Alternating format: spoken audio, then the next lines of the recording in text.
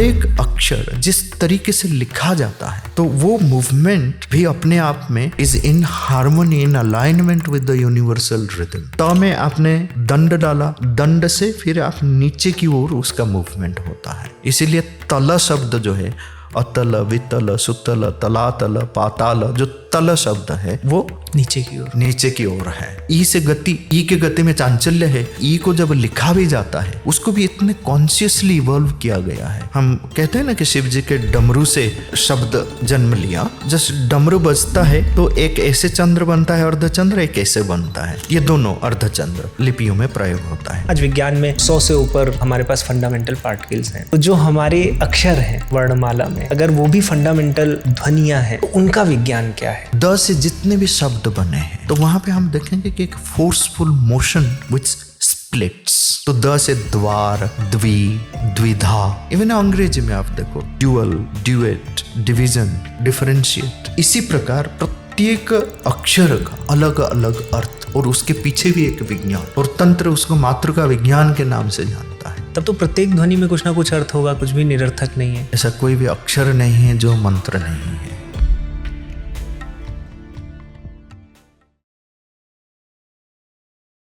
साथियों, इस महाशिवरात्रि के पावन अवसर पर हमने निर्णय किया कि संस्कृत के अक्षरों में जो छुपा आध्यात्म है, जो रहस्य है, उसको डिकोड किया जाए। क्योंकि हम सभी को पता है कि भगवान शिव के डमरू से माहेश्वर सूत्रों का जन्म हुआ, और अगर आप इसका दर्शन देखें तो भगवान शिव परम तत्व हैं। उन्हीं की चेतन शक्ति से हम मनुष्यों को, प्रत्येक जीव को एक चेतना मिली है, और उस चेतना में अक्षरों का, ध्वनियों का जन्म होता है। हमने इस पॉडकास्ट में कठिन प्रश्न किए हैं कि ध्वनि जन्म कैसे लेती है, जब जन्म लेती है तो अर्थ को कैसे ग्रहण करती है, जब अर्थ बनते हैं तो वही अर्थ क्यों बनते हैं, और अगर हमारे संस्कृत की जो वर्णमाला है वो फंडामेंटल साउंड्स हैं तो उनमें जो क्रम है वो क्रम क्यों है, आ के बाद ई ही क्यों आता है। तो ऐसे बहुत ढेर सारे गहरे प्रश्नों पर इस पॉडकास्ट में चर्चा है, और इसीलिए आपको आज बहुत आनंद आने वाला है। और इस महाशिवरात्रि पर स्वर के इस विज्ञान से, जिसको तंत्र में मातृका विज्ञान कहा गया है, आपको ये बात जानकर हैरानी होगी कि हर एक अक्षर के सैकड़ों अर्थ होते हैं, प्रत्येक अक्षर पर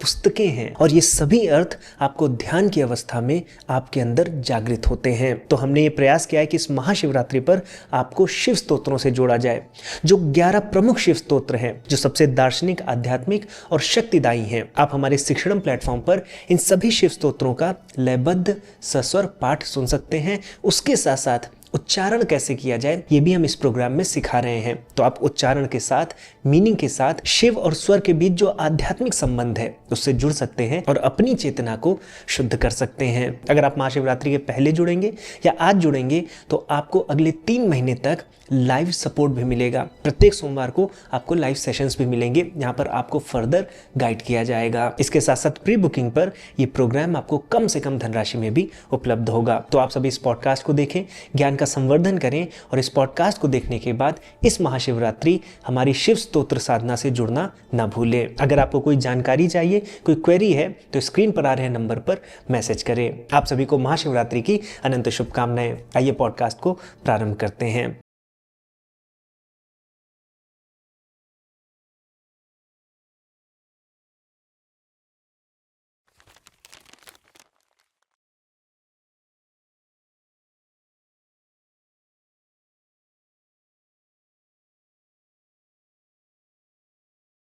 आचार्य जी प्रणाम। बहुत सौभाग्य की बात है कि मैं फिर से, टीम हमारी फिर से आपके साथ बैठ पा रही है। जब मैं आपसे मिलता हूं तो हम लोग भारतीय ज्ञान परंपरा के किसी न किसी विशिष्ट अंग पर बात करते हैं, गहराई में जानने का प्रयास करते हैं। संस्कृत भाषा के वैशिष्ट्य पर हमने बात की कि संस्कृत भाषा दूसरी भाषाओं से कैसे विशिष्ट है। उसके बाद हमने अवधान पर चर्चा की कि किस तरह से हमारे ऋषि मुनि बहुत ढेर सारी चीज़ों को याद रख सकते थे। जब हम प्रथम बार मिले थे और पॉडकास्ट किए थे तो उसमें एक बहुत ही सूक्ष्म विषय आपने छुआ था, बहुत ज़्यादा उस पर बात नहीं हो पाई थी, लेकिन वो मेरे मन के बहुत बहुत प्रिय विषय है, जिसको मैं उसमें जाना चाहता हूँ। जैसे व्युत्पत्ति होती है शब्द की, या निरुक्त या शिक्षा, उसका एक वेदांग में हम जाते हैं कि जो हमारे अक्षर हैं या छोटी छोटी इकाई है ध्वनि की, वो किस तरह से अर्थ बनाती है, उसका क्या प्रभाव है। विज्ञान में हम क्या करते हैं कि किसी भी ऑब्जेक्ट को देखते हैं तो उसकी सूक्ष्मतम स्तर पर जाते हैं कि कैसे वो बना हुआ है। तो हम एटम्स तक जाते हैं और फिर उसके बाद सब एटॉमिक लेवल पे जाते हैं। आज विज्ञान में 100 से ऊपर हमारे पास फंडामेंटल पार्टिकल्स हैं। तो जो हमारे अक्षर हैं वर्णमाला में, अगर वो भी फंडामेंटल ध्वनियाँ हैं तो उनका विज्ञान क्या है, वो कैसे आपस में कंबाइन करते हैं, कैसे अर्थ बनाते हैं। पर प्रारंभ यहाँ से करेंगे कि संस्कृत वर्णमाला में जब हम जाते हैं तो हम या तो उन्हें अक्षर कहते हैं या वर्ण कहते हैं। तो क्या दोनों में कुछ अंतर है? और वर्णमाला क्यों कहते हैं? वर्ण समूह क्यों नहीं कहे, वर्ण धारा कह देते, वर्ण का कुछ भी हम गुच्छा कह देते। ये वर्णमाला क्यों है और इनको अक्षर कहने में क्या कुछ और दृष्टिकोण है? इसके विषय में बताइए। जैसे आपने बोला कि आपके हृदय के करीब है, वर्णमाला एक ऐसा विषय है जिसको कोई भी व्यक्ति अगर सजगता के साथ इस विषय को लेकर अध्ययन करना प्रारंभ करे, मेरा ये अनुभव है कि हम संपूर्ण जीवन, एक जीवन ही पर्याप्त नहीं है इसके पीछे के रहस्य को उद्घाटन करने में। अनेक तत्व, अनेक रहस्य हर एक वर्ण के पीछे है, उसमें निहित है, गूढ़ है। एक एक अक्षर का जो विज्ञान है, जो रहस्य है, जो तत्व है, जो शक्ति उसमें निहित है, उसको जानना और उसको प्रयोग में लाना और उसके प्रयोग से क्या लाभ होता है उसको भी जानना और लाभ उठाना भी, ये बहुत ही एक सुंदर प्रक्रिया है। अच्छी बात है कि आज हम इसके अलग अलग पहलुओं को लेके हम बात करेंगे। जो प्रश्न आपने पूछा पहले कि जो छोटी इकाई है भाषा की, सबसे छोटी इकाई जो वर्ण होते हैं, ध्वनियाँ होती हैं, कोई भी भाषा हो, भाषा के हर एक छोटी इकाई को आइडेंटिफाई करना और इसको आइडेंटिफाई करने के बाद एक व्यवस्थित रूप देना, उसको एक व्यवस्थित रूप में उसको सजाना, ये अपने आप में एक विज्ञान है, एक कला है। अंग्रेजी में हम सुनते हैं कि ये अल्फ़ाबेट है। इसको क्यों अल्फ़ाबेट कहा जाता है, उसके पीछे लोग ऐसे अल्फ़ा, बीटा, ए, बी इससे जोड़ के कुछ बताते हैं, पर हमारे यहाँ पे इसको दो अलग अलग नामों से जाना जाता है। साधारण रूप से हम कहते हैं कि ये वर्णमाला है, जो सर्व भारतीय भाषा में भी ये प्रचलित है, वर्णमाला। विशेष रूप से पाणिनि के व्याकरण में हम आएंगे तो इसको वर्ण समामनाय या अक्षर समामनाय ये कहा जाता है। जो आपने पूछा ना कि अक्षर समूह क्यों नहीं कहा गया, ये भी कहा गया है। अच्छा। अक्षर समामनाय मतलब उसको एक जगह इकट्ठा करना। उसके पीछे अलग बात है कि क्यों इसको अक्षर समामनाय कहा गया है, कि एक जगह में एक व्यवस्थित रूप में उसको इकट्ठा किया गया है। वर्णमाला, जैसे माला में क्या होता है, अब धारा या गुच्छ आप कहो, पर माला में एक क्रम का अनुसरण होता है, एक व्यवस्थित क्रम होता है। फूलों को एक रीति से सजाया जाता है, उसको तो देखें तो माला के रूप है और उसमें एक रिदम है, ठीक है। इसी प्रकार वर्णों को एक व्यवस्थित क्रम में यहाँ सजाया गया है। यहाँ केवल एक अल्फ़ाबेट के फॉर्म में डाल देना कि ये अक्षर है, इन अक्षरों को बस एक जगह रख दो। पर यहाँ पे जैसे अंग्रेजी में आप बोलो कि ए है, बी है, सी है, डी है, ई है, तो ए से लेकर जेड तक जितने अक्षर है उसको रख दिया गया है। पर अगर पूछा जाए कि ए के बाद बी क्यों, पहले बी क्यों नहीं आया, फिर उसके बाद सी क्यों, ए एक वावेल है, बी सी डी ये कॉन्सोनेंट है, फिर एक वावेल है, ई वावल है, तो इसे कभी वावल कभी कॉन्सोनेंट, और इसको इस क्रम में A to Z जिस क्रम में है, इस क्रम में क्यों रखा जाता है? मैं क्यों बोलूं ABCD? उसके पीछे अगर मुझे लॉजिक को जानना है, कोई छोटा बच्चा अगर पूछे हमें कि इसको इससे क्यों बोला जाता है, हमारे पास कोई लॉजिकल आंसर नहीं होगा।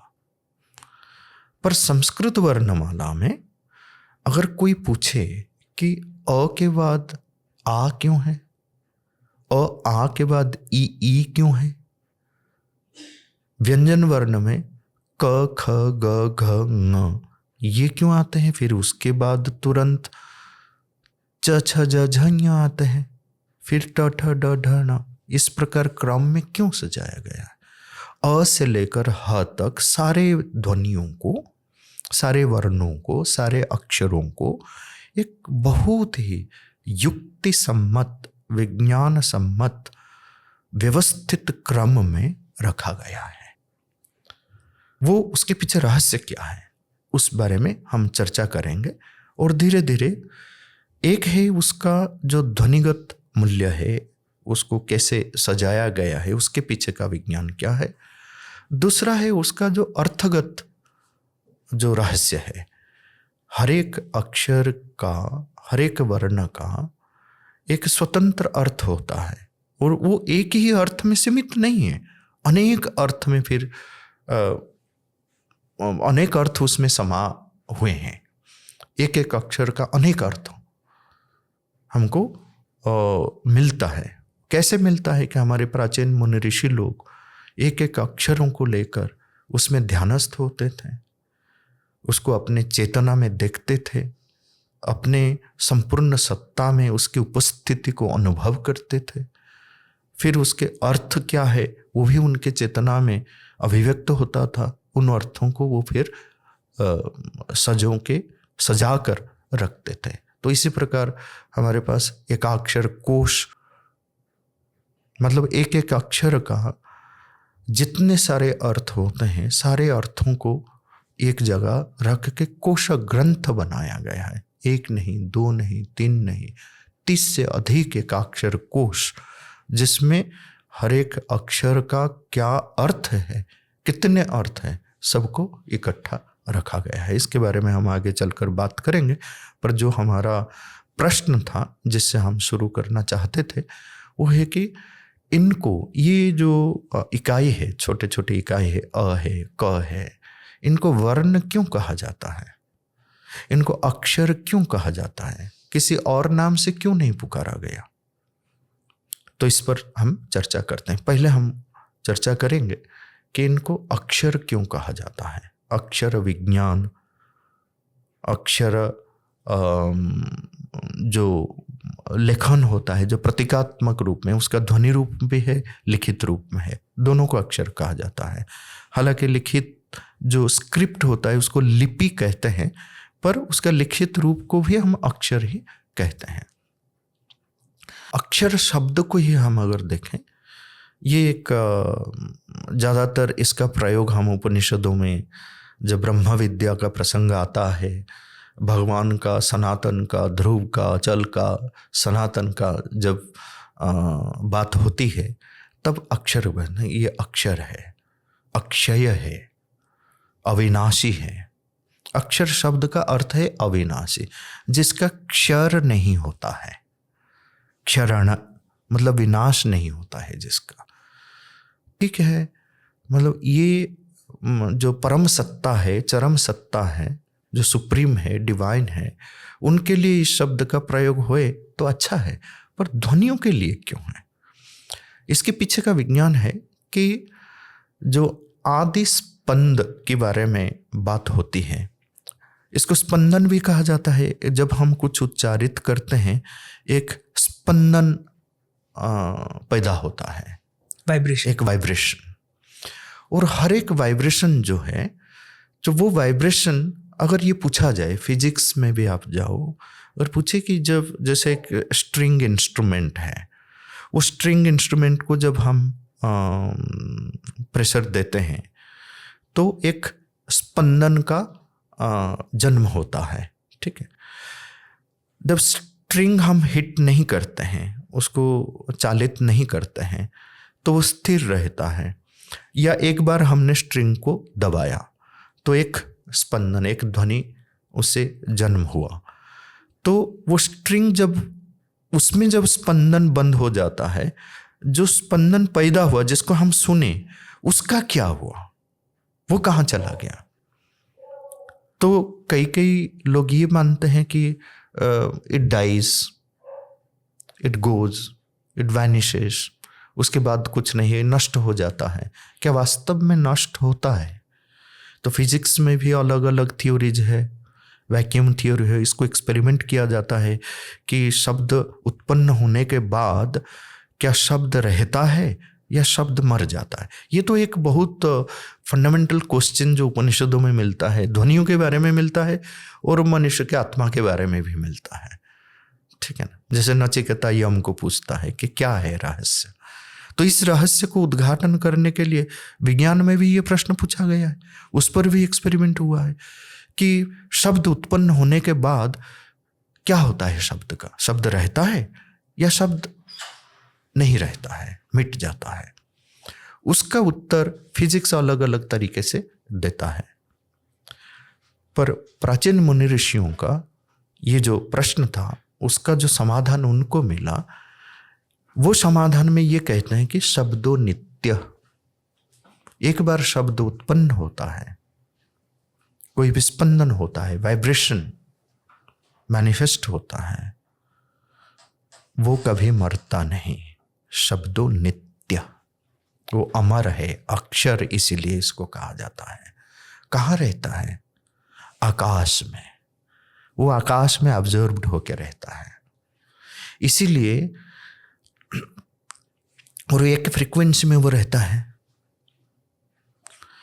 जो वैदिक ऋषि लोग हैं, जो मंत्र दृष्टा उनको कहा जाता है, तो वो अपनी साधना के योगिक एक प्रोसेस है, उस प्रोसेस में अपनी साधना के बल पर, तपस्या के बल पर या तपस्या के माध्यम से उस स्तर को पहुंच पाते हैं जिनमें वो फ्रीक्वेंसी को देख पाते हैं।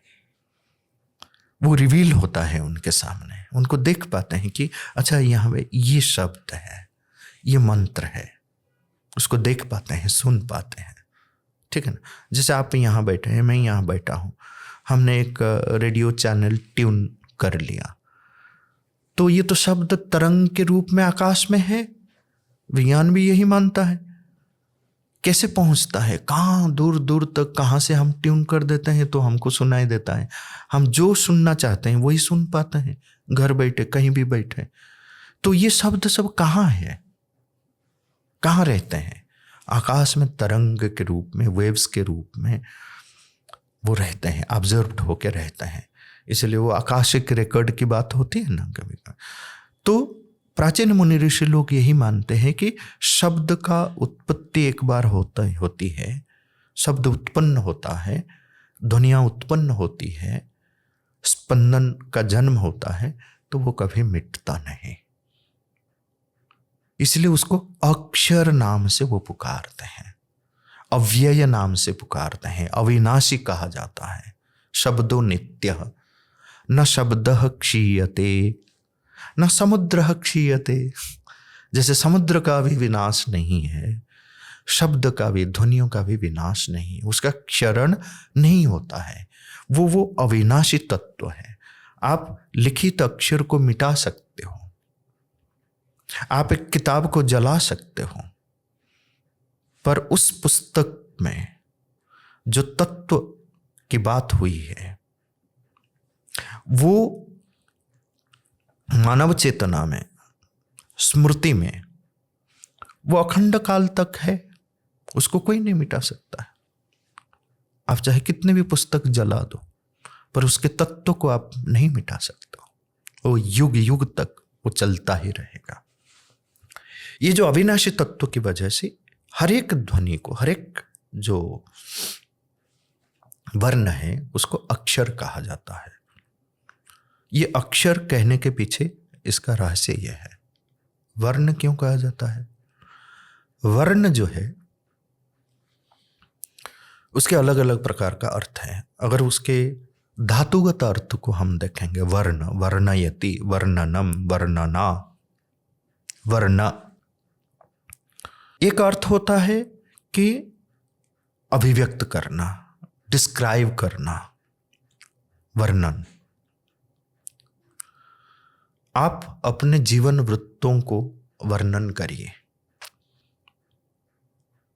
डिस्क्राइब योर लाइफ स्टोरी, कहते हैं वर्णन। ये भी एक अर्थ है। रंगाना, वर्ण का अलग एक अर्थ होता है, रंग। तो ये जो छोटी छोटी इकाई हैं, हमारे आंतर अनुभूतियों को, उपलब्धियों को अगर हम वर्णन करना चाहेंगे तो ये मूलभूत इकाई है, उपादान है, जो भाषा में, भाषा का रूप लेके हमारे अभिव्यक्तियों को वर्णन करते हैं। ये एक पक्ष होता है। एक दूसरा पक्ष है कि इनको वर्ण अगर रंग का अर्थ मान लेते हैं तो ये क्यों कहा जाता है? रंग के अर्थ में अगर हम लेते हैं वर्ण को, प्राचीन मुनि ऋषियों की ये उपलब्धि है। जो सूक्ष्म और सूक्ष्मतम की बात आपने की थी पहले, कि हर चीज को, किसी भी वस्तु को हम देखते हैं उसके स्थूलतम रूप से, हम जब सूक्ष्मतम रूप तक पहुंचेंगे तब उसके रहस्य को हम जान पाएंगे, पूरी तरह से उसको जान पाएंगे। आधुनिक विज्ञान की अपनी तरीका है, वो अपनी तरीके से उस सूक्ष्मतम को ढूंढता है।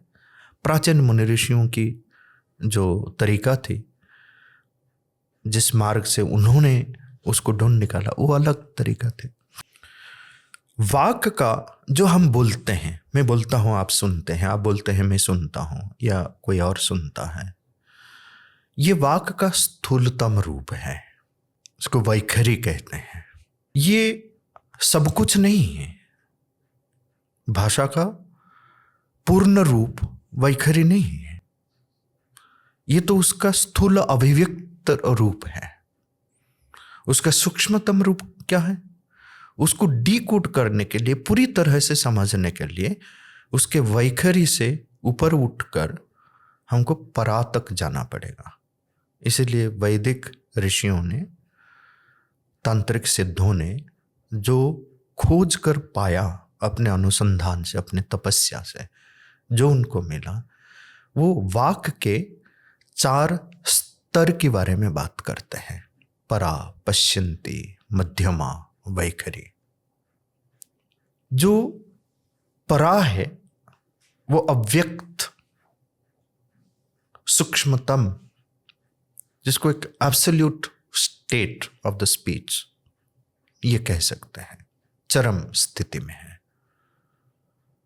निशब्दम तत्पर ब्रह्म, यहां पे शब्द नहीं है, निशब्द।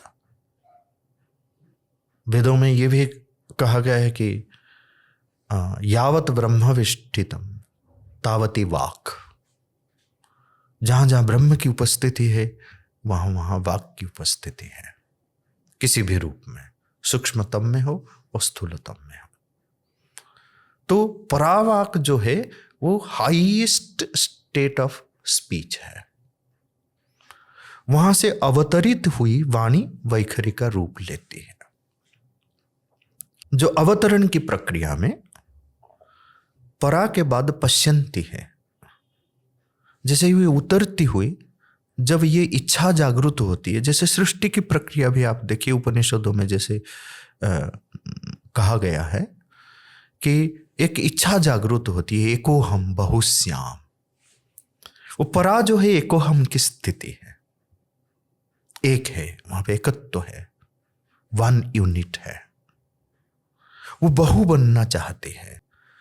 तो जो उसके बाद का जो स्तर होता है, तद ऐक्ष्यता, उपनिषद में यही कहा था, तद ऐक्ष्यता। उन्होंने देखा, क्या देखा कि मैं किस रूप में, किन किन रूपों में मैं खुद को अभिव्यक्त कर सकता हूं या कर सकती हूं।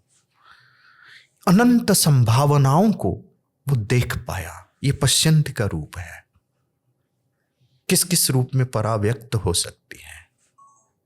तदाइक्षत पश्यंती, सीइंग वर्ड उसको अंग्रेजी में अगर कहते हैं तो अनंत संभावनाएं को उन्होंने देखा। फिर नेक्स्ट, अच्छा अनंत संभावनाएं हैं तो फिर जो पर्टिकुलर मीनिंग है, हम एक पर्टिकुलर अर्थ में मैं इस शब्द को प्रयोग करना चाहता हूं, तो वो पर्टिकुलराइज्ड हो जाता है मध्यमा के लेवल में। वो बुद्धि से, विज्ञान से जुड़ती है कि किस विशेष अर्थ को लेकर वो प्रकाशित हो सकती है। ये मध्यमा का स्तर है, ठीक है। फिर वैखरी उसका स्थूल अभिव्यक्त रूप है। विखर, वो नॉइज पैदा होता है, तब तक नॉइज नहीं है। विखर तो वैखरी, तो ये जो 4 स्तर है, जब उच्चतम स्थिति से सूक्ष्मतम स्थिति से उतरती हुई वाणी स्थूलतम स्थिति तक पहुंचती है, तब विकार पैदा होता है, ठीक है। विकार मतलब उसका एक अलग जो मूल प्रकृति, मूल स्वभाव जो उसका था, वो स्वभाव में परिवर्तन आता है। जो कलरलेस था, जैसे सूर्य का कोई कलर नहीं है, सूर्य रश्मि का, प्रकाश का क्या कलर हो सकता है, पर जब ये अलग अलग कंडीशंस के माध्यम से कहीं भी पहुंचती है तो अलग अलग कलर ऑब्जर्व करता है। तो ऋषि मुनियों ने ये अपनी साधना में, अपनी चेतना में अंतर्दृष्टि से ये देख पाया कि हर एक ध्वनि जब अपने सूक्ष्मतम स्तर से स्थूलतम स्तर के प्रति आते हैं, जो कलरलेस है, जो वर्णहीन है, वो एक एक वर्ण उनमें वो देख पाते हैं। जैसे सूर्य रश्मि हम 7 रंगों को देखते हैं। क्या वास्तव में सूर्य 7 रंगी है? नहीं, पर वो अलग अलग मीडियम से या अलग अलग कंडीशंस में अलग अलग रंग लेता है, रूप लेता है। तो हर एक वर्ण का एक रंग है, एक विशेष कलर है, विशेष वर्ण है। इसका भी वर्णन तंत्र साहित्य में, हमारे कोश ग्रंथों में, अलग अलग ग्रंथों में ये भी हुआ है कि हर एक वर्ण का वर्ण क्या है, रंग क्या है, देवता क्या है, जाति क्या है, गोत्र क्या है, उसका सामर्थ्य क्या है। इस इतने मतलब विस्तार से ये सब चीजों को देखा गया, उपलब्ध किया गया, फिर उसको लिपिबद्ध किया गया। तो ये वर्ण और अक्षर, ये शब्द का जो प्रयोग हुआ है ध्वनियों के लिए, इसके पीछे का रहस्य यह है। वर्ण इसीलिए कहा जाता है और इसको अक्षर इसीलिए कहा जाता है। और अक्षर शब्द से और एक भी बात है जो हमारे मुनि ऋषियों की थे, क्योंकि शब्द नित्य है, वो परमानेंट हो जाता है, इसीलिए वाणी के प्रयोग में, भाषा के प्रयोग में, वाक्य प्रयोग में बहुत ही सजगता और सचेतनता का अवलंबन करना पड़ता है। अगर हम नेगेटिव थॉट्स हम लाते हैं, हमारे वाणी अगर नेगेटिव होती है, उसमें अगर अच्छा ही नहीं, क्योंकि वो तो विचार के साथ एक थॉट भी आता है, वो भी एक वाइब्रेशन है, वो भी एक ध्वनि का रूप लेता है। एक थॉट भी एक वाइब्रेशन है, वो वाइब्रेशन परमानेंट हो जाता है, शब्दों नित्य। कुछ सोचा, एक वाइब्रेशन पैदा हुआ, कुछ देखा, कुछ अपने अंदर अनुभव किया, एक इमोशन जागा, एक वाइब्रेशन पैदा हुआ, ये परमानेंट है। अगर वो पॉजिटिव है तो पॉजिटिवली वो परमानेंट बनेगा, अगर वो नेगेटिव है तो नेगेटिव बनेगा।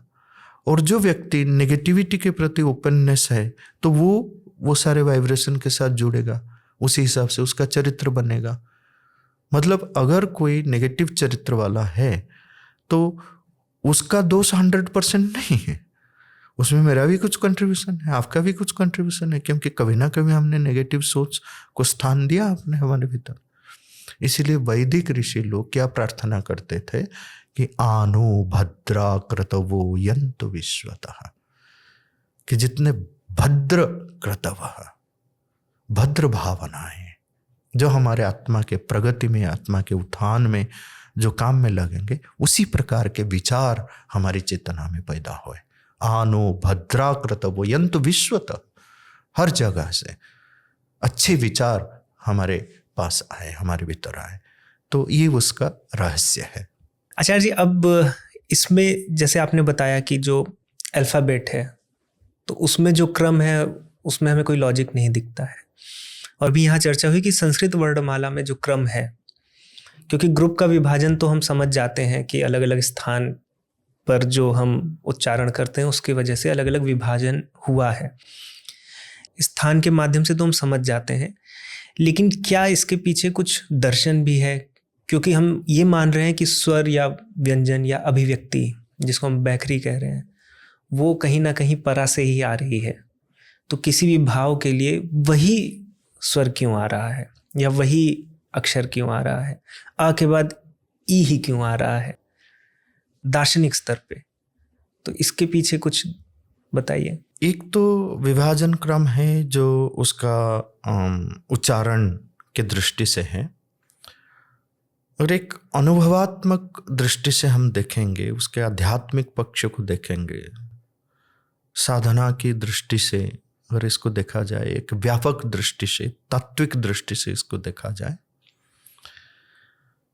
तो अकार जो है इससे प्रारंभ होता है। ये सृष्टि का आद्य अक्षर है। अकार सर्ववर्ण्याग्र्य,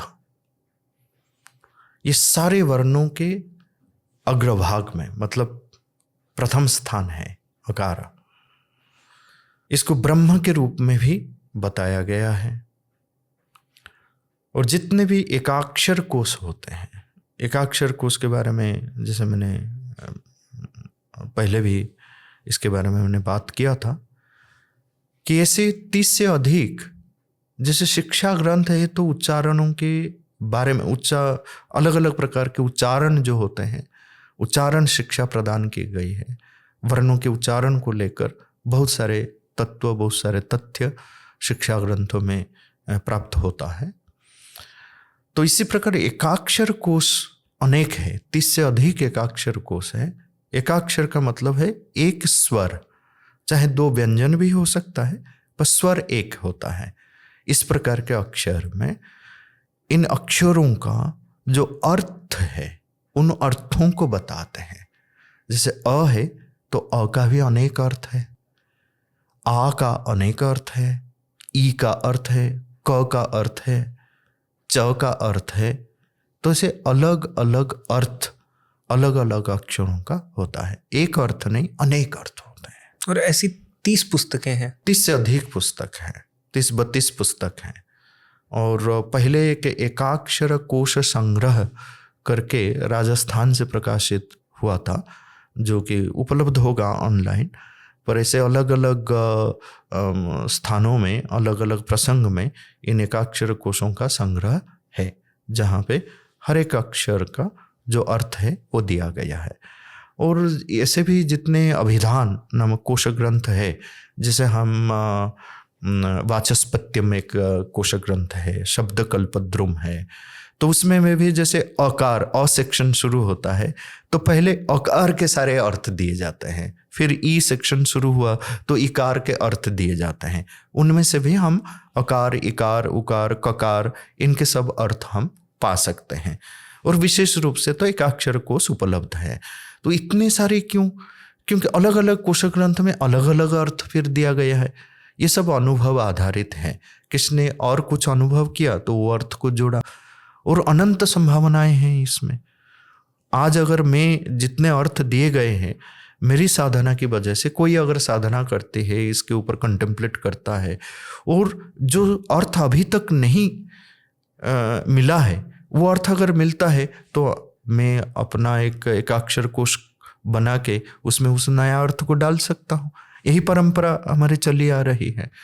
तो एक एक अक्षर का अनेक अनेक अर्थ, ये आश्चर्य होता है कि हम अगर किसी और भाषा के को लेकर प्रश्न करें, ए का क्या कुछ अर्थ हो सकता है, बी का कुछ अर्थ हो सकता है, सी का क्या अर्थ हो सकता है, अगर अलग अलग रूप से देखें। और ऐसे पूछा भी नहीं जाता है कि भाई सी का अर्थ क्या है, कहीं तो हमने देखा नहीं। अगर आप अंग्रेजी डिक्शनरी में जाएंगे तो ए का अलग कुछ अर्थ दिया गया है क्या, बी का कुछ अलग अर्थ दिया गया है क्या, सी का अलग अर्थ दिया गया है क्या? तो इस प्रकार अर्थ हमको कहीं स्पष्ट नहीं किया गया है, उल्लेख भी नहीं किया गया है। पर संस्कृत में हर एक अक्षर का अनेक अनेक जो अर्थ है, उसके भीतर जो शक्तियाँ, जो सामर्थ्य है ना, जो अनुभव संभूत जितने तत्व है, वो सारे तत्वों को लिपिबद्ध किया गया है। ठीक, ये सब एकाक्षर कोश का विषय वस्तु है। तो उस दृष्टि से हम अगर देखेंगे तो अकार जो है, हर ग्रंथ में जो परम चेतना की बात होती है, डिवाइन मदर की बात होती है, परम शिव की बात होती है, परम शक्ति की बात होती है, भगवान विष्णु की बात होती है, तो ये सब अकार में आ जाते हैं। जो कुछ सर्वोत्तम है वो अकार का अर्थ होता है, क्योंकि वो आदि है, सृष्टि के प्रारंभ में है। और अकार से आप देखो, श्री कृष्ण स्वयं भी भगवद गीता में कहते हैं, अक्षराणाम अकारोस्मि, सारे अक्षरों में मैं ही अकार हूं। तो अ का महत्व ऐसे बताए, ओम जो प्रमुख बीज मंत्र है, जो एकाक्षर ब्रह्म जिसको कहा जाता है, उसका जो आदि अक्षर अ ही है ना, अ उ म, इससे बनता है ओम। तो अ को बहुत प्राधान्य दिया गया है। सारे कोश ग्रंथ में उसके अनेक अनेक अर्थों को लिपिबद्ध किया गया है। और अ को अनुत्तर भी कहा गया है। अनुत्तर का मतलब होता है इसके ऊपर और कुछ नहीं है। ये जो अर्थ आता है कि इसके ऊपर और कुछ नहीं है, ये जो अभाव बोध अ का गुण बन जाता है। तो इसीलिए हम जब रूप के साथ अ जोड़ देते हैं तो ये रूप का अभाव को परिलक्षित करता है, अरूप। द एक्सेंस ऑफ नेगेशन जो है, एक नेगेटिव पार्टिकल के रूप में अकार का प्रयोग होता है भाषा में, है ना। भद्र है तो अभद्र, रूप है अरूप, ब्राह्मण है अब्राह्मण, तो इस प्रकार का प्रयोग होता है एक नेगेटिव पार्ट। क्यों? क्योंकि यही कारण है कि यह अनुत्तर है, उसके ऊपर और कुछ नहीं है। ठीक है, वो सर्वोत्तम है, वो परम है। तो परम का स्थान दिया गया है अकार को। और उसको अगर एग्जिस्टेंशियल ट्रूथ के दृष्टि से हम देखें, एग्जिस्टेंस की दृष्टि से देखें, तो जो मैंने सीखा महर्षि अरविंद इसके बारे में बहुत अच्छी तरीके से अपने सीक्रेट ऑफ द वेद और अपने जो वेद रहस्य का जो ग्रंथ है उसमें वेद को लेकर जब वो बात करते हैं और अपने रिकॉर्ड ऑफ योगा, जो योग साधना से जो कुछ प्राप्त हुआ है उनको, उनके फिलोलॉजिकल स्टडीज़, फिलोलॉजिकल एंड वैदिक स्टडीज़ ग्रंथ में इसके बारे में बात करते हैं। और उसमें हर एक अक्षर का, जैसे एकाक्षर कोश है, महर्षि अरविंद ने भी हर एक अक्षर का अपनी दृष्टि से उसको अर्थ किया है। वो जो अर्थ करते हैं वो क्या करते हैं कि इतने सारे अर्थों को न लेकर ये सारे अर्थों को अगर हम रिड्यूस कर देते हैं एक ही वर्ड में, एक तत्व में, तो वो क्या बोलते हैं कि A represents the absolute state of existence, जो परावाक है, एब्सोल्यूट स्टेट ऑफ एग्जिस्टेंस, जो एक है। ठीक है, जो एक अनेक बनता है। तो ये अ को ये absolute state of existence assign किया गया है। वो एक है जो अनेक बन सकता है। इसलिए कहा जाता है कि सारी वर्णों का उद्भव स्थान अ है, इसीलिए सबसे पहले अ है, वही अ ही सब कुछ बनता है। ठीक है, तो ये एब्सोल्यूट स्टेट ऑफ एग्जिस्टेंस है। वो एक को एक का प्रतिनिधित्व करता है, समत्व का प्रतिनिधित्व करता है, निशब्दता का प्रतिनिधित्व करता है, सर्वोत्तमत्व का प्रतिनिधित्व करता है, परम चेतना का प्रतिनिधित्व करता है, सर्वव्यापकत्व का प्रतिनिधित्व करता है, ये अकार का अर्थ होता है। और वो अ जब अनभिव्यक्त अवस्था में रहता है, जब व्यक्त होने की इच्छा जागृत होती है, जैसे एको हम बहुश्याम, तो उसको एक्सपांसन होता है।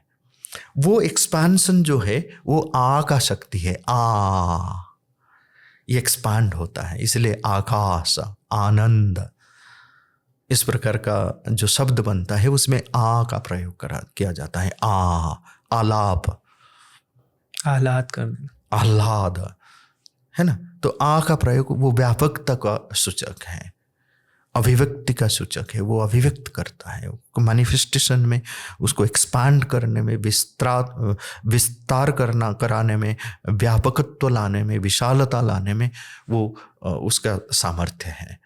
ठीक है। तो फिर क्या होता है कि जब ये अ में एक इच्छा पैदा होती है, ठीक है, उसको आदि इच्छा कहते हैं, इच्छा शक्ति पैदा होती है, वो व्यापक बनना चाहता है, वो अपने में बंद न होके, एब्सोल्यूट स्टेट में न रह के वो व्यापक बनना चाहता है। वो जब व्यापक बनता है तो जहाँ पे मूवमेंट फिर उसमें मूवमेंट एक क्या होता है ना, स्पंद उत्पन्न होता है, एक थ्रॉब, एक स्पंदन, एक कंपन जागृत होता है। तो वो कंपन धीरे धीरे धीरे धीरे वो फैलता है, व्यापक बनता है, हर जगह पहुंचता है। तो जब संचार, गति, इसकी बात करते हैं, तो जहाँ पे मूवमेंट है, तो वहाँ पे मूवमेंट मतलब कहीं पे पहुँचने का एक डेस्टिनेशन है, डेस्टिनेशन तक पहुँचता है, तो डेस्टिनेशन में पहुँचने की एक एस्पिरेशन, एक इच्छा जागृत होती है, रहती है। तो वो ई का स्टेट, फिर एक जगह से दूसरे जगह जाता है या व्यापक बनता है, तो उसमें संस्पर्श आ जाता है, कांटेक्ट आ जाता है। तो ये सारे जो है ये ई का स्टेट बन जाता है। नेक्स्ट अक्षर इसीलिए है, ई से इच्छा शब्द है। ई एक धातु के रूप में संस्कृत में है। ई मतलब गतिमान बन जाना, गति, गत्यर्थक धातु है ये। ई गतौ, एति, ठीक है ना। वो गत्यर्थक धातु, गत्यर्थक जो गुण है, गतिपरक गुण है, जो ई में आ जाता है। ठीक है। फिर अब देखो, ई ठीक अ के बाद आता है उसका स्वरूप, मतलब ये अ का करीब है, जो तुरंत आता है वो अ का करीब है। इसलिए नैकट्य भी ई का अर्थ होता है। इसलिए हम बोलते हैं कि इदम, ये, यह, यहाँ, ये जो नैकट्य, एक यह बोलने का अर्थ है ये पास में है, निकट में है। ठीक है ना। ये अर्थ कहाँ से आया? इदम में, यह में, यहाँ जो बोलते हैं वो ई से भी शुरू होता है, क्योंकि वो अ का करीब है। ठीक है। तो वो इच्छा का प्रतीक है, गति का प्रतीक है, गति को समझाता है। तो ई से गति, ई गतो होता है, ई से इच्छा है। ठीक है। फिर वो इच्छा जब प्रबल हो जाती है, उसमें रूलिंग पावर आ जाता है, ईश्वर भाव आ जाता है। फिर उसका दीर्घ रूप मतलब इंटेंसिटी हो जाता है, तो फिर दीर्घ ई हो जाता है, ईश, ईश्वर, ये दीर्घ ई से बनता है। कॉन्टैक्ट, संस्पर्श, संबंध, इसका वाचक बन जाता है, चंचलता का वाचक बन जाता है। तो इसी प्रकार आप देखोगे ई को जब लिखा भी जाता है, लिपि में जब हम लाते हैं, जो देवनागरी लिपि है उसको भी इतने कॉन्शियसली इवॉल्व किया गया है, डेवलप किया गया है तो उस जैसे ब्राह्मी से इवॉल्व होकर वो अलग अलग रूप लेकर अभी एक व्यवस्थित रूप में है, पर उसमें जो जिस प्रकार लिखा जाता है, वो जो मूवमेंट है, हर एक अक्षर जिस तरीके से लिखा जाता है देवनागरी में, संस्कृत भाषा जिस लिपि का प्रयोग करता है, ठीक है, तो वो मूवमेंट भी अपने आप में is in harmony, in alignment with the universal rhythm. जैसे ग्रह नक्षत्रों का एक संचार है, एक वैश्विक छंद है, वैश्व छंद है, यूनिवर्सल रिदमिक पैटर्न है, तो उसके साथ उसका तालमेल रहता है। ठीक है। तो ये अ से आ से ई से ई, और ई जो है क्योंकि वो नैकट्य का प्रतीक बनता है, जैसे अ सर्वोत्तमत्व को दर्शाता है, ये नैकट्य का, चांचल्य का, गतिमत्ता का बोधक है। द्वैत भी कह सकते हैं, द्वैत भी कह सकते हैं, क्योंकि वे रिलेटिव स्टेट ऑफ एग्जिस्टेंस है ना। बड़ा इंटरेस्टिंग चीज है। आप देखो, भय, एब्सोल्यूट स्टेट ऑफ एग्जिस्टेंस में भय नहीं रह सकता है, क्योंकि वहां पे एकत्व का प्राबल्य है। भय कहां से आएगा? जब द्वित्व बनेगा, द्वितीयाद वै भयम, सेकेंड एंटिटी है तभी भय बनेगा। इसलिए संस्कृत में भी धातु जो है जिससे भय शब्द बनता है वो ईकार को लेकर बनता है, क्योंकि द्वैत वो रिलेटिव स्टेट ऑफ एग्जिस्टेंस को रिप्रेजेंट करता है, ईकार। सो महर्षि अरविंद लिखते हैं कि ये रिलेटिव स्टेट ऑफ एग्जिस्टेंस ई जो है, अ जो है एब्सोल्यूट स्टेट ऑफ एग्जिस्टेंस को रिप्रेजेंट करता है, ई जो है रिलेटिव स्टेट ऑफ एग्जिस्टेंस को रिप्रेजेंट करता है। फिर ऊ जो है वो परवेसिव स्टेट ऑफ एग्जिस्टेंस को, ऑक्यूपाइंग स्पेस। अगर ई में सीकिंग द स्पेस, सीकिंग ये जो मीनिंग है, कुछ चाहना, ये अर्थ ई में आता है, तो ऊ में उसको ऑक्यूपाई करना ये अर्थ आता है। ठीक है, वो परवेसिव स्टेट ऑफ एग्जिस्टेंस को रिप्रेजेंट करता है। रू जो है, रू वो वाइब्रेंट स्टेट ऑफ एग्जिस्टेंस को रिप्रेजेंट करता है। तो इसी प्रकार आप देखो, क जो है, क क्रिएशन को रिप्रेजेंट करता है। क के उच्चारण में भी आप देखो, अल्प प्राण है, वो मिनिमम एयर का रिलीज होता है, तो क में एक कंसंट्रेशन की अवस्था हो जाए, क में खुलापन होता है, क में कंसंट्रेशन होता है। और क्रिएशन के लिए कंसंट्रेशन की बहुत आवश्यकता है, ठीक है ना। तो वो डीप कंसंट्रेशन से क्रिएशन होता है। सो क से क्रिएशन, कृति, क्रिएट, कला, हाँ, करना, कृ धातु जो है वो बनता है, ठीक है। और होना, ये ऊ से परवेसिव स्टेट ऑफ एग्जिस्टेंस से आता है, ऑक्यूपाई किया मतलब वहां पे हुआ, उपस्थित हुआ। तो ये जो होने का अर्थ है, जिसको को ऊ जोड़कर किया जाता है, भू। स्वयं भी से भय, रिलेटिव स्टेट ऑफ एग्जिस्टेंस। भू से होना, ये परवेसिव स्टेट ऑफ एग्जिस्टेंस, ठीक है ना। और रू जब जुड़ता है, रू अपने आप में एक धातु है, रू गतो, पर वो गति में बहुत वाइब्रेंस है, डायनामिज्म है। गति भी अलग अलग प्रकार के होता है। ई के गति में चांचल्य है, रू की गति में बहुत वाइब्रेंट गति है, मूवमेंट है। इसलिए रू अग्नि तत्व का प्रतिनिधित्व करता है। र जो है अग्नि का प्रतीक है। जो मणिपुर चक्र है अग्नि तत्व को रिप्रेजेंट करता है, उसका बीज मंत्र राम है, ठीक है। तो इस प्रकार हम देखेंगे क में एक सेंस ऑफ कंसंट्रेशन है, क्रिएशन है, फोकस है। ख में एक्सपांशन का सेंस है, ठीक है। ख क्योंकि वहां पे महाप्राण है, वहां पे हिंसा का अर्थ भी आ सकता है। बहुत फोर्स अप्लाई किया, तो इससे क्या होता है ना, एक ग्रेटर साइकोलॉजी को भी हम ये अक्षरों के अर्थ में, अक्षरों के क्रम में, अक्षरों के जो उद्भव होता है, उत्पन्न होता है, उसके जो पीछे जो साइंस है, उसमें हम एक ग्रेटर साइकोलॉजी को देखते हैं और उसको हम मानव चेतना के साथ लिंक कर सकते हैं, ठीक है। तो इसी प्रकार प्रत्येक अक्षर का अलग अलग अर्थ और उसके पीछे भी एक विज्ञान,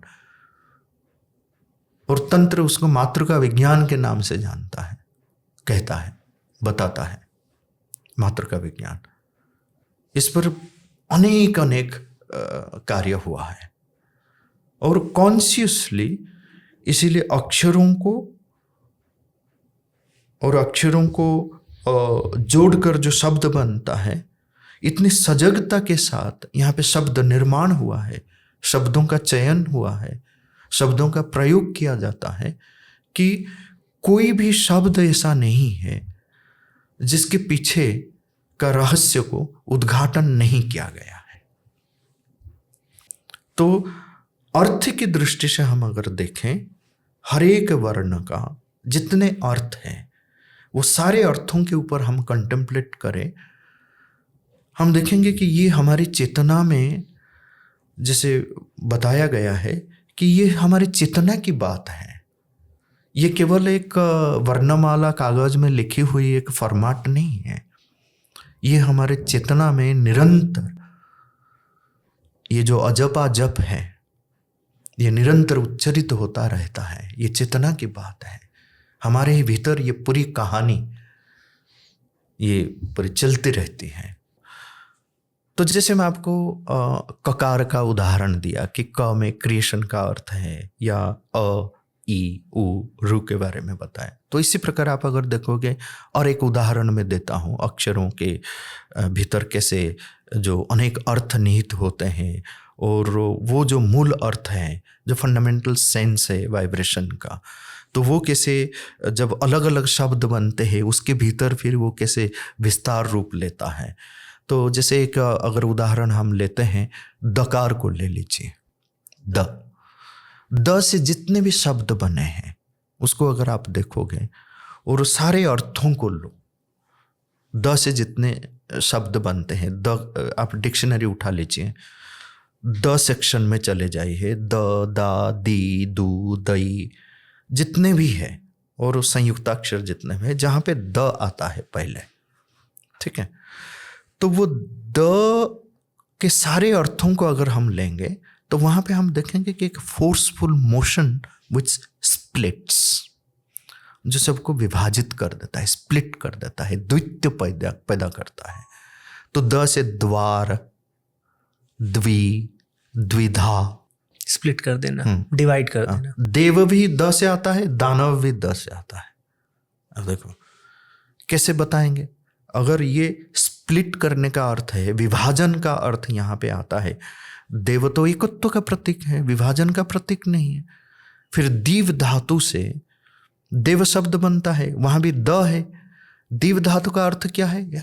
पेनेट्रेटिंग लाइट, जो अंधकार को चीर देता है। दिव का अर्थ ये, जहां से ये देव शब्द आता है। दिव का अर्थ खेलना भी होता है, क्रीड़ा, क्रीड़ा के अर्थ में होता है। तो ये सब खेलने का मतलब है कुछ, मतलब एक जो संचार है, एक गति है जो कुछ को एकदम विभाजित करता है। और खेलोगे तो खेलने में भी दो होना चाहिए, किसके साथ खेलना है, ठीक है। क्रीड़ा जी, ये जो संसार की लीला है, लीला किस लिए है? लीला तो वही है, द्वैत्व के लिए है, संसार के लिए। लीला में द्वैत भावना रहे तभी लीला बन सकती है। शिव और पार्वती दोनों बैठे तभी लीला हो सकती है, ठीक है ना।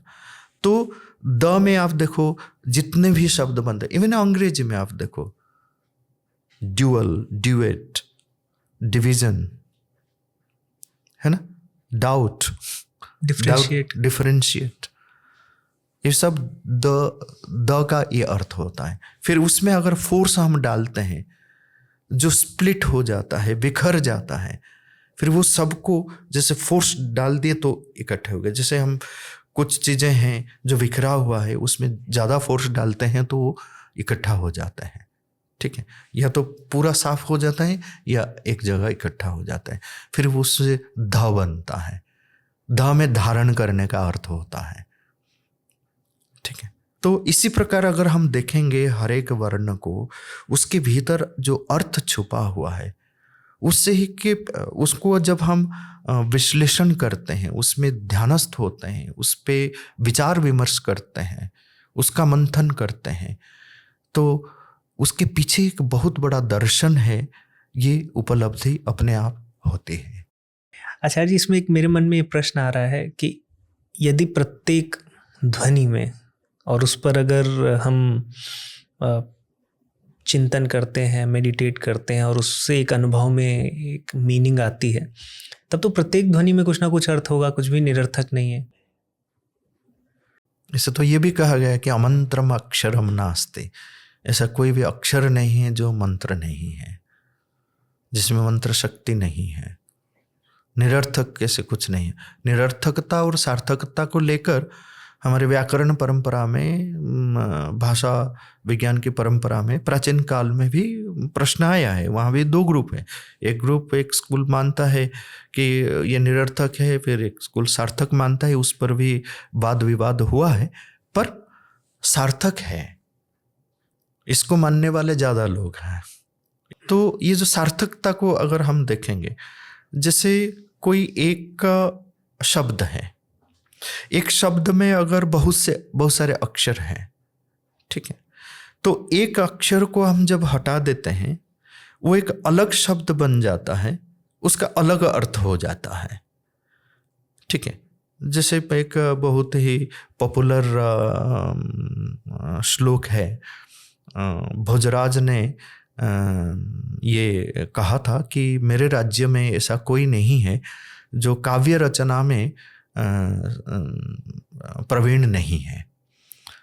तो इसको चैलेंज करते हुए बाहर राज्य से कोई एक आए विद्वान और ढूंढ कर एक तंतुवाय को उनके सामने ले आए, वीवर। तो बोले कि ये देखिए, इनको पूछिए, इनको कैसे आया होगा, ये तो तंतुवाय है, वयन करना उनका काम है। तो राजा फिर पूछे उनको कि क्या कुछ काव्य आदि करते हो?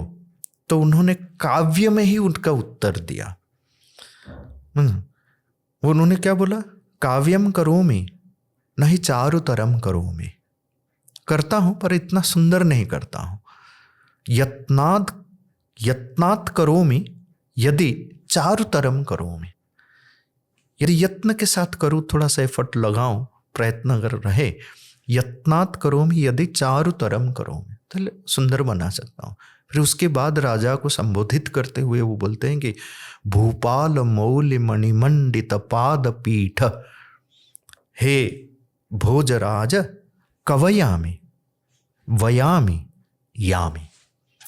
ये जो कवयामि शब्द को आप ले लो, उससे क हट जाता है तो वयामि रहता है, व हट जाता है तो यामि रहता है। कवयामि का अर्थ होता है कि मैं काव्य करता हूं, कवयामि। क हट जाता है तो वयामि, वयन भी करता हूं, काव्य भी कर लेता हूं, वयन भी करता हूं, तंतुवाय हूं। और व हट जाता है तो यामी रह गया, ठीक है। तो यामी का मतलब है जाना। अगर आप देखो, यामी में व जोड़ देते हैं तो वयामी शब्द एक अलग अर्थ बनता है, फिर क जोड़ देते हैं तो कवया। तो एक अक्षर को हटा देने से एक अलग अर्थ बन जाता है, वो अक्षर जुड़ने से एक अलग अर्थ बन जाता है। इसी प्रकार उपसर्गों को भी देखो, अलग अलग जो उपसर्ग हैं, तो अगर वी जुड़ जाता है, जैसे उपसर्गों के बारे में ये कहा जाता है विहार, हार, संहार, ओके। तो इस प्रकार के हार, संहार, विहार, उपहार, परिहार, तो एक एक अक्षर भी जुड़ जाता है तो अलग अर्थ बन जाता है। तो ये क्या दर्शाता है? मतलब उन अक्षरों में कुछ शक्ति तो है, कुछ सामर्थ्य है, कुछ अर्थ है जो अपने साथ लेकर आता है, जब जुड़ जाता है वो अर्थ उसमें आ जाता है। तो ये सार्थकता का एक बहुत बड़ा उदाहरण है कि हर एक अक्षर सार्थक है, उसमें एक शक्ति निहित है, उसमें एक अर्थ निहित है, जो एक दूसरे के साथ जुड़ने पर वो अर्थ आ जाता है, स्पष्ट हो जाता है, स्पष्ट होता है, क्योंकि उसके अंदर है। जो अंदर नहीं है तो वो बाहर कैसे निकलेगा? वाह में कुछ शक्ति है जो यामी में लग के वयामी शब्द बन जाता है। ऐसे तो एक्चुअली क्या है कि यह एक हुआ तो उसमें वय हुआ, उसमें हमको मूल धातु को जाना पड़ेगा। मूल धातु किससे बनते हैं? मूल धातु भी फिर अक्षरों को जोड़कर बनाते हैं। तो अक्षरों में जो अर्थ है, हर एक जो बीज अक्षर में जो अर्थ है, तो वो जब दूसरों के साथ जुड़ते हैं तो फिर अलग एक अनुभूति वहाँ पे होती है, तो वो उसका गुण बन जाता है, अर्थ बन जाता है। ऐसे अर्थ विस्तार, जैसे ध्वनियों का विस्तार होकर शब्द पद ऐसे बनते हैं, तो इससे अर्थ विस्तार भी होता रहता है। तो हर एक अक्षर जो है वो सार्थक है और एक एक अक्षर के भीतर अनेक अर्थ छुपे हुए हैं। तो ये हमारे जो तात्विक पक्ष है, दार्शनिक पक्ष है, जो वर्णों को लेकर जितना काम हुआ है हमारे परंपरा में। एक और इंटरेस्टिंग पॉइंट मुझे इस वक्तव्य में मिला, जैसे जब आप इकार की बात कर रहे थे तो आपने बोला कि जैसे वो रिलेटिव सेंस ऑफ थिंग्स है इकार में, और उसमें इच्छा है, चंचलता है। तो आपने ये बताया कि इकार में अगर आप देवनागरी लिपि देखें तो उसमें एक लचक भी है।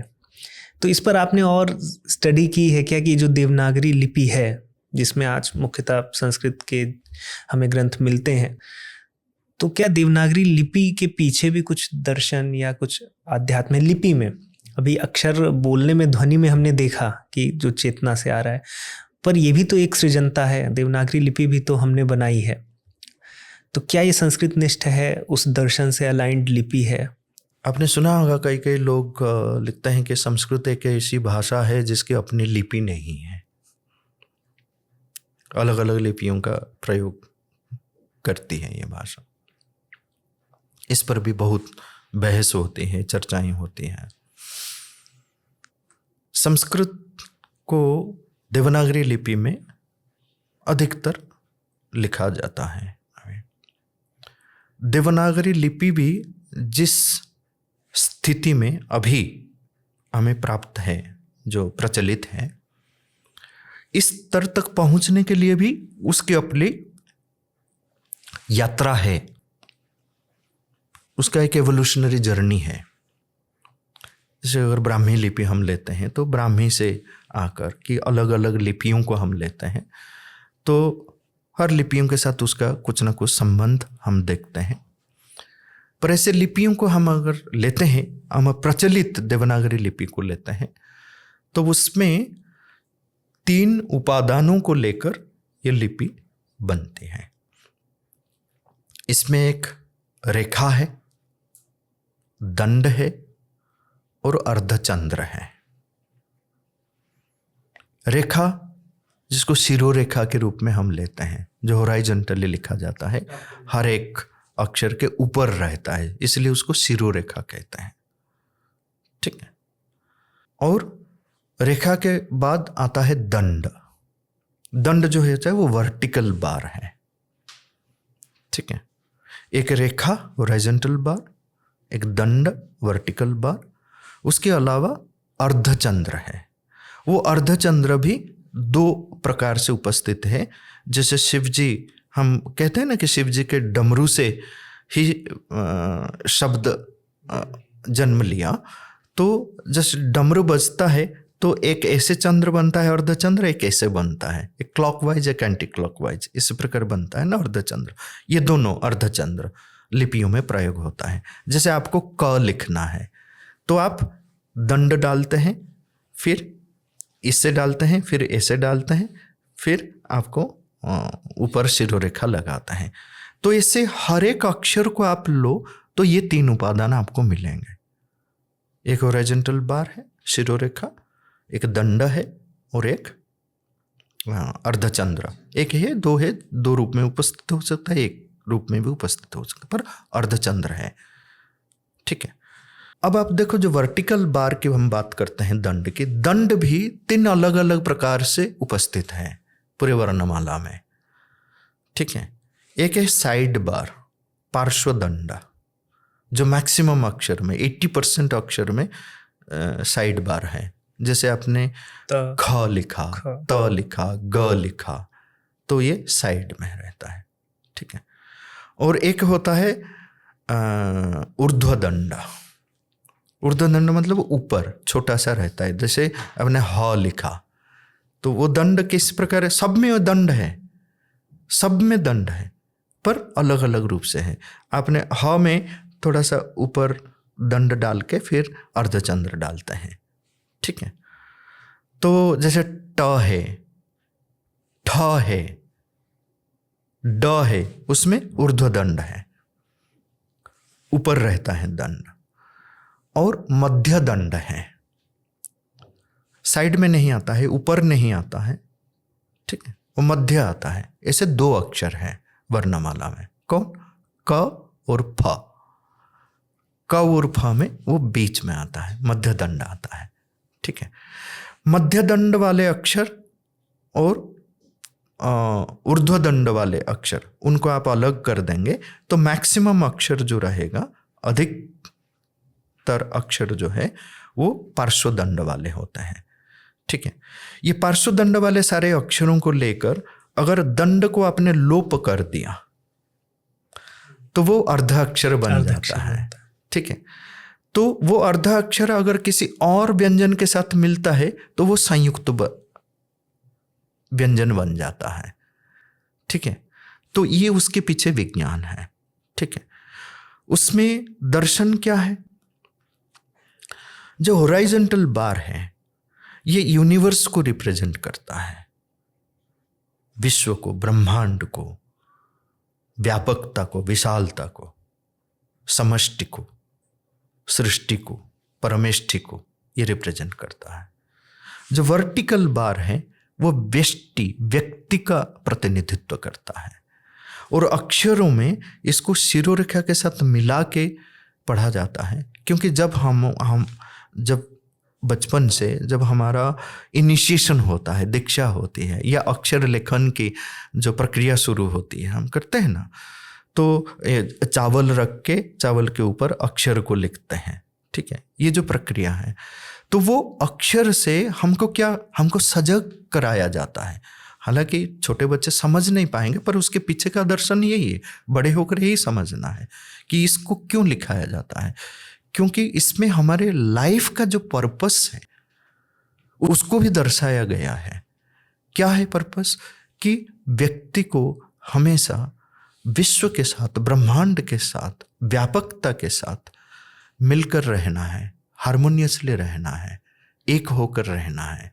ये एकत्व और समत्व को प्रतिष्ठापित करना चेतना में, ये जीवन का उद्देश्य है।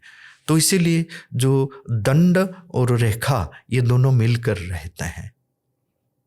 ठीक है, ये उसके पीछे, ये लिपि के पीछे दर्शन है। तो एक लिपि हमारे पास है जो इस प्रकार के विज्ञान और इस प्रकार के दर्शन को हमें समझाता है। और दूसरी बात है, अर्थ की दृष्टि से भी जो मूवमेंट है, एक अर्धचंद्र को इस प्रकार क्यों रखा गया, इस प्रकार क्यों रखा गया, त में इसको नीचे की ओर क्यों खींचा गया, थ में अलग प्रकार से क्यों रखा गया, क में अलग प्रकार से क्यों रखा गया, वो भी अगर क के अर्थ को आप देखेंगे, त के अर्थ को देखेंगे। मैं एक उदाहरण स्वरूप समझाता हूँ। त जो है, त में आपने दंड डाला, दंड से फिर आप नीचे की ओर उसका मूवमेंट होता है। अगर त से आप अर्थ देखेंगे, त का एक जो गुण है वो डाउनवर्ड मूवमेंट है। इसीलिए तल शब्द जो है, अतल, वितल, सुतल, तलातल, पाताल, जो तल शब्द है वो नीचे की ओर है। तो इसीलिए लिखते वक्त भी आप देखो कि डाउनवर्ड मूवमेंट का अर्धचंद्र को ऐसे घुमा के लिखा जाता है। फिर थ में आप देखो, थ में वो घूम के फिर उल्टा मूवमेंट हो जाता है, ऊपर की ओर जैसे जाता है। तो थ में आप अगर किसी भी कोश ग्रंथ में जाओगे, थ का अर्थ क्या है वो देखोगे। थ का अर्थ है पर्वत, शिखर, मतलब पर्वत कहो तो ऊपर की ओर आप देखोगे तो एक अपवर्ड मूवमेंट है। और थ में फोर्स लगता है, त में अगर कंसंट्रेशन है, थ में फिर वो महाप्राण आ जाता है, वो ऊपर उठा देता है। तो अगर नीचे लेके जाता है तो थ ऊपर उठा देता है। तो ये सारी चीज़ों को ध्यान में रखा गया है लिपि को निश्चय करने के लिए। तो ये भी तत्व आपको लिपि में भी मिलता है, उसके अर्थ के साथ उसका समन्वय स्थापित किया गया है। आचार्य जी, बहुत ही अद्भुत चर्चा रही है, और जितनी भी बार आपसे चर्चा होती है तो कुछ ना कुछ एक विशिष्ट आध्यात्मिक अर्थ मिलता है हमें हर एक पहलू पर, यदि हम भारतीय ज्ञान परंपरा से जुड़ते हैं। यदि हम संस्कृत भाषा और अक्षरों का ये जो मातृका विज्ञान है, अक्षर विज्ञान है, इसको समझेंगे तो आगे कैसे विचार बढ़ते हैं। और फिर जो दर्शनों का विचार है, मंत्रों से अर्थ हैं, मुझे ऐसा लगता है कि मुझे कम से कम 5-10 साल तो इसकी स्टडी करनी चाहिए। तो उसके बाद समझ में आएंगे कि ये जो मंत्र हैं उपनिषद में, वेदों में, कितनी गूढ़ अपने अंदर अर्थ रखते होंगे। और मैं पर्सनली ये चाहता हूँ कि मैं निरुक्त हुआ या फिर जहाँ से या तंत्र में इस प्रकार का जो मातृका विज्ञान है इसको और गूढ़ता से इसमें अध्ययन किया जाए। जैसा कि मैं प्रारंभ में भी बोल रहा था कि मुझे बहुत प्रिय लगता है, इसीलिए जब भी मैं कोई नॉर्मल वीडियो भी करता हूँ अपने चैनल पर तो मैं व्युत्पत्ति अवश्य जाता हूँ। जैसे कि आप एक संस्कृत के पॉडकास्ट में आप सबसे पहले बोल रहे थे कि यदि किसी भी विषय को समझना है तो ठीक है लक्षण आदि से आप परिभाषा में जाएं, लेकिन उसके पहले उस शब्द को ही अगर व्युत्पत्ति कर लें, उसके धातु में चले जाएं और आप जान जाएं कि वो शब्द ही कैसे बना है, वो चेतना में कैसे प्रकट ही हुआ है, तो आधी जर्नी तो आपकी क्लियर हो जाएगी। तो अब पॉडकास्ट तो यहीं समाप्त करेंगे, लेकिन इस पॉडकास्ट के माध्यम से दर्शकों को एक सूक्ष्म दृष्टि दिखी होगी कि कितनी गहनता है, कि केवल ये हर चीज़, और जैसे जैसे मैं पॉडकास्ट करते जा रहा हूँ भारतीय ज्ञान परंपरा पे, ये चीज़ तो समझ में आ गई कि कुछ भी ऐसे ही नहीं है कि बस ऐसे ही डाला है, या हर चीज़ के पीछे कुछ ना कुछ दर्शन, कुछ तत्व, कुछ आध्यात्म, कुछ विज्ञान अवश्य है। तो मैं आपका एक बार फिर से धन्यवाद करूँगा और टीम भी आपका धन्यवाद करेगी कि आप बीच बीच में हमारे लिए समय निकालते हैं और इतने विशिष्ट विषयों पर हम गहरी चर्चा करते हैं, दर्शकों तक पहुँचाते हैं। इसी के साथ आपका बहुत बहुत धन्यवाद।